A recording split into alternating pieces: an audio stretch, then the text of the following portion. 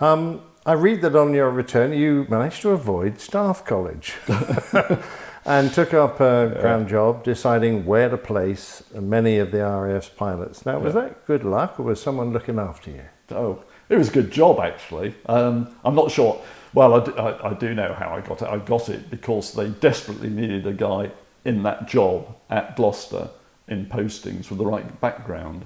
And I just happened to be there waiting to start staff college. So I had the right background. I'd just done my flying tour as a squadron leader. So it was staff college or a staff job next. So I was right place, right time. And the squadron leader posting officer I knew from Cranwell days anyway. He was one of the early graduate entry guys called Neil Taylor. And he might have said, oh yeah, he's all right, he'll do the job. So job done. And I finished up. You may know Neil anyway. He does joined up handwriting, yes. Now, whilst you were a desk officer, you raised the contentious issue of grounding pilots who'd requested to leave the Air Force early. Now, with a pilot retention problem, you talk about building.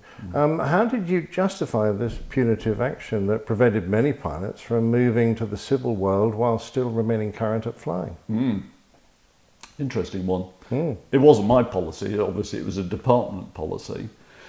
And the life of me, I can't think how the policy evolved because it would have come out of our department, but whether it was led from the one-star level or whether it was generated at Wing Commander Group Code, I can't remember, but the policy evolved whereby people who'd elected to leave, take premature voluntary retirement,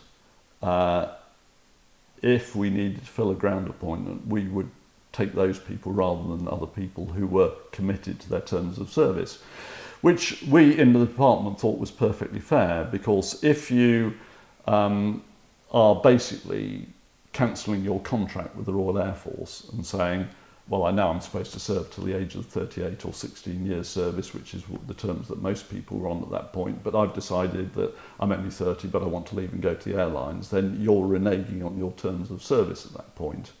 And it's acceptable. There is a system. You put in what's called a PVR, premature voluntary retirement, and then you get given a date to leave. And that date could be 3 years away, depending upon quotas, because we operated a quota system, which as a wing commander I finished up running. So that was the policy, and I think that was only fair, because otherwise you'd find people who were committed to their terms of service, who were fairly early on, finding that they were being sent to ground tours, whereas other people who were going to leave in 18 months' time to go and fly for British Airways or so on would just carry on flying very happily. And they were being sent off to a simulator. So that's not a very nice way to treat people who've joined an organisation and are committed to staying in it. I can see that point of view, but I know for a fact that many of my colleagues who did PVR to join the airlines felt that they'd done quite sufficient service. And this was just a clause in their contract that they were activating. So they didn't see it as requiring punitive action, which is what they saw it. Yes. Interesting. Yeah. Interesting. Returning to the Harrier world, Chris, meant that a halt refresher was required, and then the Harrier OCU. I note that you were continually being dragged back into the role of instructor. Now, did you resent this, or were you happy to spend yet more time in the back seat? Well, it was really nice to get back to flying, especially on the Harrier. So, yeah, to get asked to do a month's instructing on the OCU, I thought, yeah, that's great. It's better than sitting behind the desk, isn't it? So it was a lot of fun, and also it got me really back in the swing of things as well.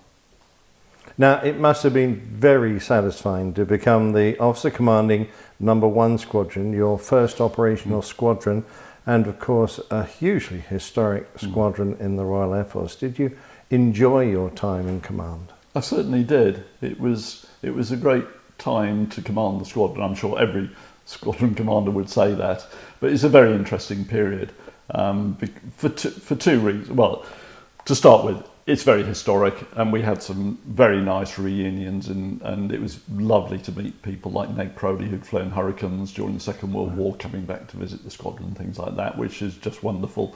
There was a very strong squadron association as well at that time, led by people like Sir Ken Hare, sadly dead now, and so on. So there's some very eminent people who'd been through one squadron, as pilots or as squadron commanders as well. So great privilege.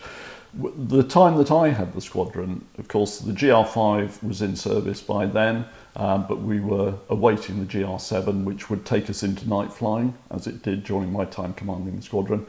And of course, we also got involved in Operation Warden, flying into northern Iraq as well. So it was a very interesting time to command the squadron. Yeah, you've mentioned your need to develop night operations. It was a difficult task considering all previous Harrier marks were restricted to day missions only. What were the highlights of that job? It was a huge challenge for a start, and when we started, the first thing I did was I managed to get my hands on a very capable, eminent chap called Mike Harwood, who had been on the Strike Attack Operational Evaluation Unit, who needed a flight commander tour. And so I got him posted in as my officer commanding night. So he was the only guy that we had who had any night experience with the equipment that we were going to use, particularly the FLIR, the forward-looking infrared, and the night vision goggles. So I got him posted in, and he was responsible for developing our program, our training program. Now, there were a number of obstacles. In fact, the whole night program was delayed for a year because of technical issues with getting the aircraft ready to operate at night, particularly to do with a blow-off system, because you had these goggles on your helmet.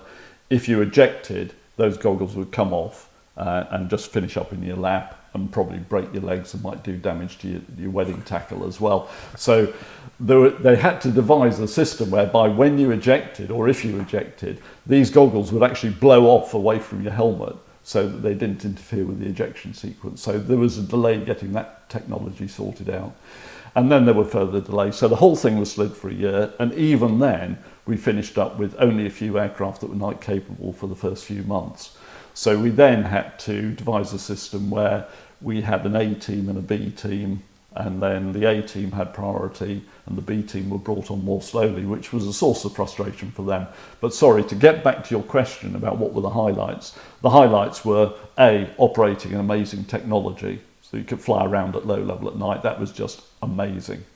You couldn't fly around low level at night in all conditions, obviously, but if you had a reasonable amount of cultural lighting, that is car headlights, lighting from towns, villages, whatever, starlight, moon, if you have a reasonable amount of cultural lighting, you can have very good goggle performance so that you can fly around quite happily at 250 feet, which we did.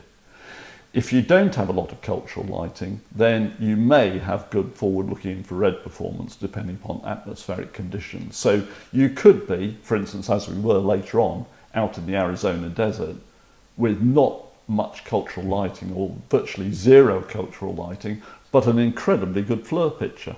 So you could look at the real world through a through infrared picture, which you could have in the head-up display, or you could put it on a TV screen in the cockpit, so you could actually fly around with a TV screen with head-up display information superimposed upon it. So the technology was fantastic. That was the first remarkable thing about it. The second thing was the experience of taking this and operating in the Arizona desert, because we did the first night season, then we all decamped to Yuma, American Air Force Base out in Arizona, and we operated at night out there, where the conditions were very poor cultural lighting because you're in the desert, but very good FLIR performance. And at the end of the second season, we did a detachment to Lucas as a workup in February time, I think it was, which involved dropping high explosive bombs in the middle of the night up on Cape Wrath. But then we went out to the Arctic Circle and we went up to Bardufoss, deployed up there, and then we were flying up into the Arctic Circle, where you had at times quite good goggle performance because you got starlight and so on reflected off the snow, which can give you quite good goggle performance. And then the FLIR performance could be quite bad because of the atmospheric conditions up there with a lot of moisture and so on. So we, from the Arizona desert to the Arctic Circle, we experienced that in 2 night seasons. So those were highlights. And also that second night season, at the end of that night season, we actually started doing the first close air support, so forward air control type work, which was quite demanding, because normally when you did forward air control work, you wrote things down on your knee pad.